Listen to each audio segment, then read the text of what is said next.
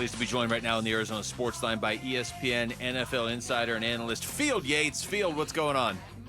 Not too much, gentlemen. Good to be on with you. I appreciate you having me on. Thank you, Field. Thank you for the time. I want to start right here. And we talked to you in the offseason, and I feel like you were positive about what the Cardinals were doing. Now I'm looking at the midseason predictions piece on ESPN, and you're saying this team could win the division. So why do you believe that now after 9 games? Yeah, well, first of all, it's a very winnable division given the fact that every team is either 4-4 or 5-4 in the case of only the Arizona Cardinals. So it's not like I'm expecting them to dig themselves out of some 3-game gap, but I think that what they've done in these first 9 games, and especially in these most recent games, is real and it's sustainable. I think they do have an offensive identity. I think they have this extremely diverse running game where they can give you a ton of different looks, a bunch of different personnel groupings. And they've got a couple of different guys who have made meaningful contributions as runners. Obviously, James and Kyler being the most prominent two.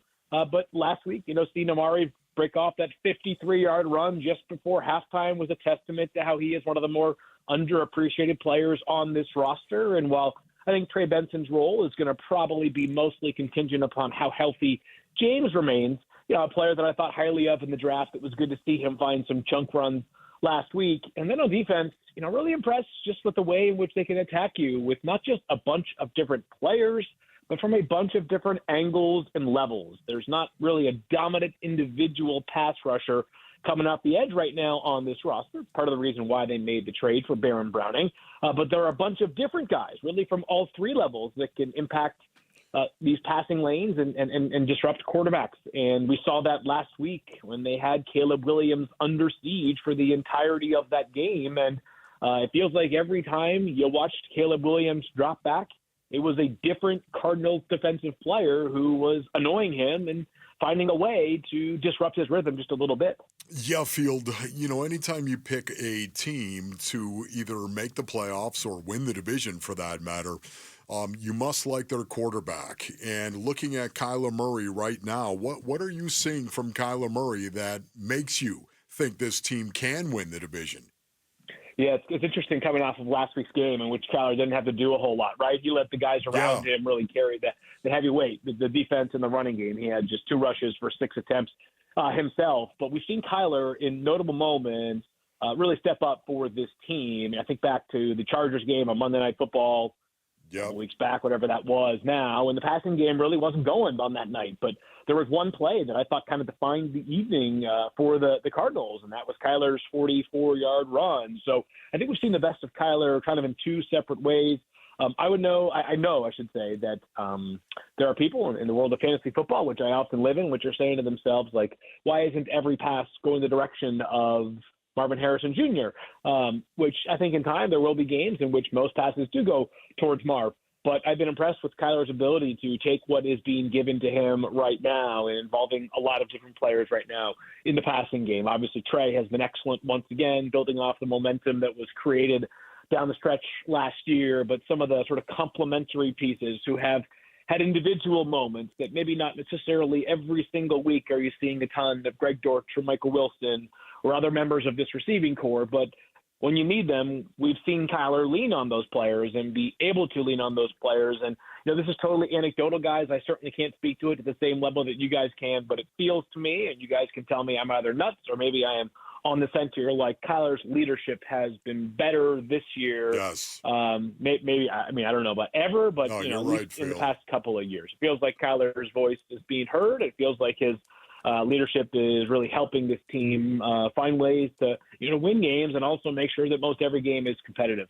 Yeah, that's spot on. I think most of his teammates would agree with what you just said right there. We're talking to Field Yates. Field, I want to get your thoughts on this. I'm always hesitant to read too much into the schedule because so much changes. But through the first 9 games, the teams the Cardinals have played were 46-29. The teams they're going to play the rest of the way are 29-40.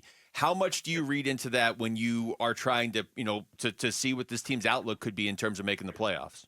It's a huge part of it. And that's part of another sort of iron on the fire for why I think this team can win the division is they have gotten to the teeth of it. And, 2 things that it does is, first of all, it establishes your record, right? And they're 5-4, which is good. It's not 9-0, but it's, you could be 2-7 if you play one of the hardest schedules in the NFL. But I think they already, when they have the rematches with both the Rams and the 49ers, what are you fearing in those games, right? I mean, you've already gone to San Francisco. And, you've played that team, beat them. You played the Rams, you've beat them. And I understand that injuries and things of that nature will make those teams look different the second time around when they play. But Arizona should have this. This should be like a mentally tough football team because of what took place during the first 9 games of the season. And on top of that, I think probably one of the coolest parts of the Cardinals season so far, and again, you guys are there every day and have eyes on every player, but I just feel like this team is chock full of unsung heroes, right? Guys who are just doing small things and making meaningful impacts.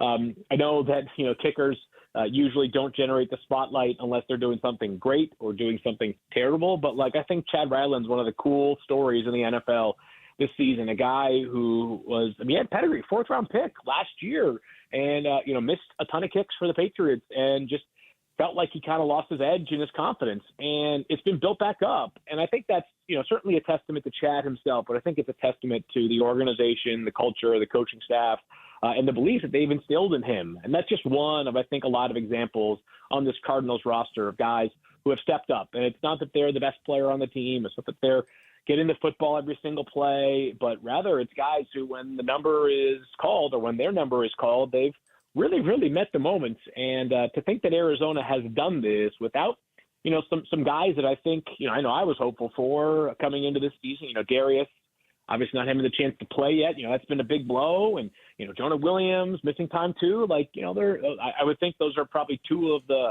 4 or 5 headlining additions of the NFL offseason for this team. And we've hardly seen them this year. So it's been really cool to see this team weather a lot and be 5-4. And I'm happy for everybody there, not the least of which is Jonathan Gannon, because, I can't help myself, but, I got a little bit for no reason other than I just felt like it was unfair. I know Jonathan got, sort of the proverbial, online treatment when, his initial press conference and the video of him and Rondale Moore, everybody's saying, who is this guy? What have the Cardinals done? And maybe the guy's a darn good football coach who knows how to get the most out of the players on his roster. And maybe that should be the part that we're talking about and not how a coach sounds in front of the microphone for the first time in his press conference, because the last I checked, football games were actually won between the lines and not in front of a microphone. Field, talk to me about what you're seeing from the San Francisco 49ers. Does CMC really mean that much to this team? I'll tell you what, he really adds a different element to their offense that they haven't really had. They not that Christian McCaffrey can be easily replaced in general, but one thing they've lacked since CMC or without CMC this year is opportunities to create yards in the passing game out of the backfield. Jordan Mason's been pretty darn solid filling in for CMC as a runner, but they've gotten nothing in the passing game out of that running back spot since CMC or without CMC this season. So certainly adds a huge, huge wrinkle there. He's, I think on the short list for best pass catching backs right now in the NFL. And there's a case legitimately that he's one of the 5 or 6 best to ever do it. If you just look at the numbers and then watch the impact, he's really rare in that regard. So that's been a big part of it as well. San Francisco has dealt with plenty of injuries this season, but I think you could have a very easy time going to court and arguing that CMC's has been the most notable and most difficult for them to account for this year. So he'll add a lot. He'll be a big spark for them, and Tampa's going to have their hands full this weekend. And, Tampa's linebackers have really struggled in coverage this year against running backs. So CMC may not play 100% of the snaps on Sunday or 85, which is a fairly regular number for him last season. But if you tell me his impact is pretty pronounced on Sunday, I'll have no trouble believing that at all. Field, we really appreciate this, man. Thank you. Thank you, buddy. All right, guys. Talk to you soon. Okay, Field. That's Field Yates joining us right there on the Arizona Sports Line. Yeah, what he said about McCaffrey there at the end, it's like he's one of those guys where, McCaffrey may only play 40% of the snaps. He'll score 3 touchdowns, but he's only going to play 40% of the snaps. Yeah, it's just so weird to see them 4-4 with a roster that is so deep. Well, and Jordan Mason's been running well. I know. Like he just said, he's not McCaffrey in the passing game. CMC is a difference maker, as we all know. This division's going to get intense if he's really coming back. Thanks for watching Wolf and Luke.